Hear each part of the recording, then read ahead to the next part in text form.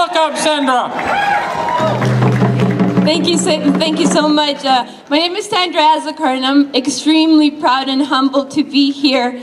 On behalf of Friends of Medicare, we bring greetings of solidarity to Chief Theresa Spence as she stands up against the autocracy and disrespect that Mr. Harper and his cronies have shown towards Indigenous people and all Canadians. Friends of Medicare is a provincial coalition of individuals, social justice organizations, labor organizations, churches, and other organizations. And we seek to promote the protection of public health care for all Canadians. So why are we here? We believe strongly that health care is a human right.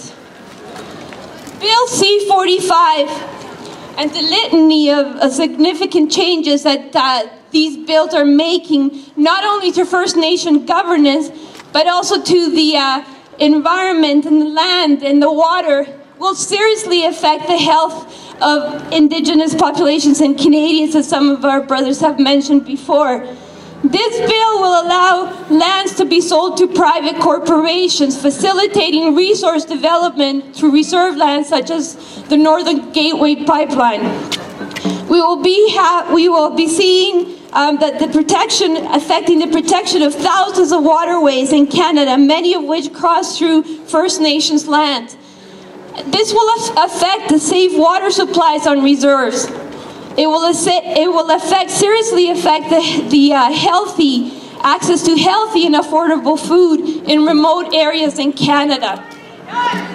It already does, you're right. We have communities that are living in third world conditions in a first world country, and that's shameful for any government.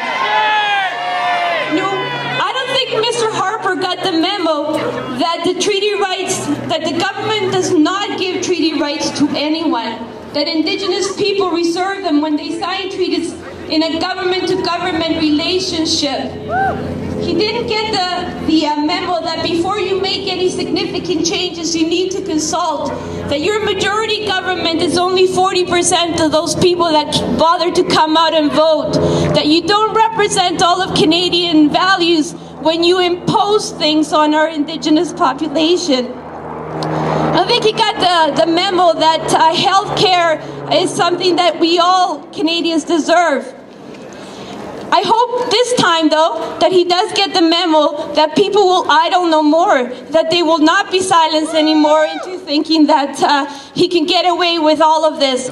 You know, I come from a continent, Latin American continent, where Indigenous people have been tortured, where there continue to be not so peaceful stances against governments that oppress their rights and take away their rights to the land and to their resources.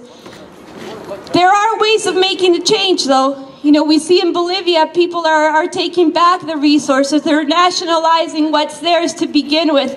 And hopefully Harper will get the message that he has woken up people, and he will get the memo that he needs to put his coat on and he needs to go and meet with Chief Theresa Spence, that he can no longer disrespect Indigenous people, and that he can no longer sit there, because we will no longer idle here and wait for him to turn Canada into something that we do not want. So thank you so much for continuing to take a stand, for continuing to raise your voices, and to continue to take back what's yours and what's all ours. Thank you. Thank you.